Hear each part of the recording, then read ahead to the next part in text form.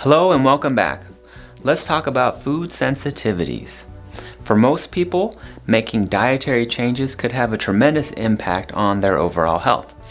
I have seen thousands of patients with many different medical conditions, including rheumatoid arthritis, chronic constipation, chronic headaches, improve by determining food sensitivities and eliminating those from their diet. Now, traditionally, doing a food elimination diet involved a long process of guessing which foods were the problems and eliminating those foods one by one. But with food sensitivity testing, which is a simple blood test, you can see which foods your immune system is reacting to and then form an elimination diet based upon that information. It's a lot faster and a lot more accurate.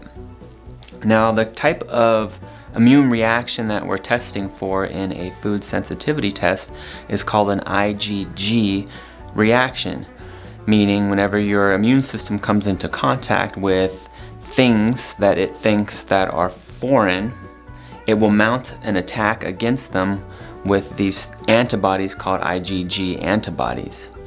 Ige antibodies are indicative of a chronic type of reaction, meaning if you ate a piece of wheat and you have an Ige sensitivity to wheat, then your body's going to make Ige antibodies to it, and those will remain elevated for a long period of time, about 2 weeks.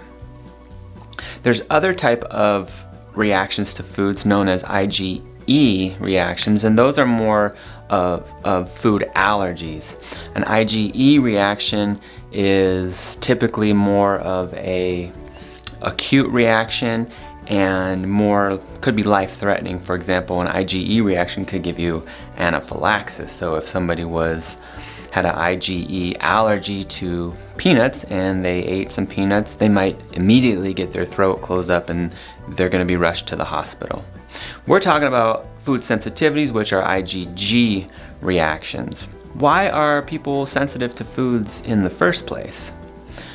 It's thought that maybe since for the most of human evolution that we have had a diet that is based on the changes of the seasons, and so throughout the year we would have had more of a variety of foods that we were eating, and then the season would change and then you would change to a different variety of foods.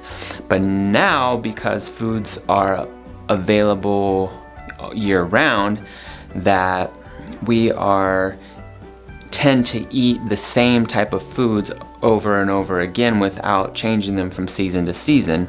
And what happens is the immune system starts to make antibodies, the Ige antibodies to these foods. Now, a food sensitivity result test will show you which foods that you are sensitive to, but that doesn't necessarily tell you that that specific food is causing your problem. In order to know that, you have to do an elimination for a good amount of time. So with that said, let's take a look at an actual food sensitivity report. On this particular test, 184 foods have been tested, and this report breaks down each foods into their respective categories. Going down the list, you can see foods highlighted in red.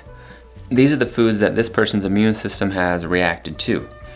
And how bad the reaction is listed under class, with 1 being the lowest and 3 being the highest. It's important to note that not all of these foods in red are likely causing all of their health problems. In order to know if these foods are actually causing the health problems, they must be eliminated from the diet. So with these results, we could put together a finely tuned elimination diet. Generally, my patients will avoid all Class 2 and Class 3 food sensitivities for 2 months. I usually tell them they could continue eating Class 1 food sensitivities, but only 1 serving every other day. In most cases, which foods to avoid are specific to each patient. For example, in this patient's case, I have them avoid all gluten, gluten-containing grains, all dairy, and all Class 2 and Class 3 food sensitivities.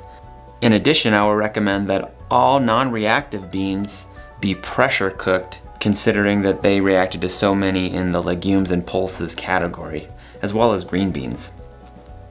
If any of the foods are actually causing the health problems, then the patient should feel relief after about 2 to 4 weeks of eliminating them. After 2 months on the elimination diet, if the patient is feeling better and their symptoms have resolved, then we'll start to add foods back in. So typically we'll add back in the class 2s and class 3s, and the patient could eat 1 serving every couple days. So for example, in this patient's case, they had a high sensitivity to gluten. Well, if after 2 months they're feeling better after eliminating it, their immune system has calmed down, the gut has healed up, we could start adding gluten back in, and maybe they could have it on Mondays and Thursdays, only 1 serving a day, and never eat any of these foods more than 2 days in a row. For about 85% of my patients who I do this test on, and who come up with actual food sensitivities, they see some relief in their symptoms. So the food sensitivity test is a great way to streamline your elimination diet. Thanks for watching the video. If you liked it, consider giving it a thumbs up. I put out new videos every week, so be sure to subscribe so you will be notified when the videos come out. Thanks for watching, and we'll see you next time.